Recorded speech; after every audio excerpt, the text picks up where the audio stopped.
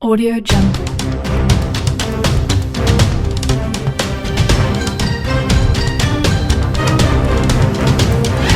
Audio Jungle.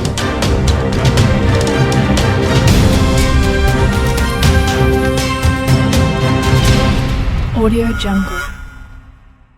Eternal's Rotten Tomatoes score has dropped to the lowest of any movie in the Marvel Cinematic Universe.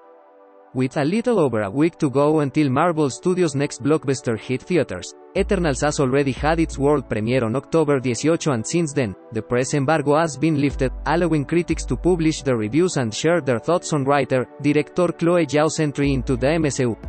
So far, they have been decidedly mixed. The upcoming film is centered around an immortal alien race who were created by the Celestials and instructed to never interfere in human affairs unless the Deviants are involved. But after the return of half the Earth's population in Avengers Endgame provides the necessary energy for the Deviants to return, the Eternals must come out of hiding and band together to protect humanity from their evil counterparts. The titular superhero team is portrayed by Gemma Chan, Richard Madden, Kumail Nanjiani, Lia MCU, Brian Tyree Henry, Lauren Ridloff, Barry Keoghan, Don Lee, Salma Hayek, and Angelina Jolie. As more and more critics are putting out their reviews of Eternals, the film's score on Rotten Tomatoes has dipped to the lowest of any movie in the MCU. At the time of writing, Eternals is sitting at 65% with a total of 84 reviews.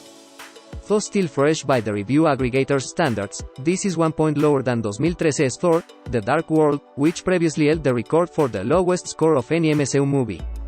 When early reactions to Eternals began making their way onto social media, the film's critical outlook looked promising, as many were praising it as an epic, emotional, and unique MCU movie. However, the official reviews for Eternals have revealed that the critical response is much more divided than previously assumed, with some knocking its bloated runtime and overly complex plot. Though most agree that, for better or worse, Zhao has delivered a film that is unlike anything the MCU has seen to date. Introducing new superheroes to the MCU is always tricky, especially ones that have been around for thousands of years. To provide the necessary expository information, Zhao opted to tell the story in two separate timelines a la The Godfather Part 2, a huge deviation from Marvel's tried and true formula, which could be part of what is tripping critics up.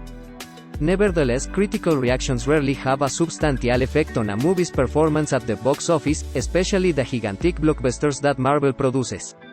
So a low Rotten Tomatoes score likely won't prevent diehard MCU fans or general audiences from flocking to theaters to see Eternals on November 5.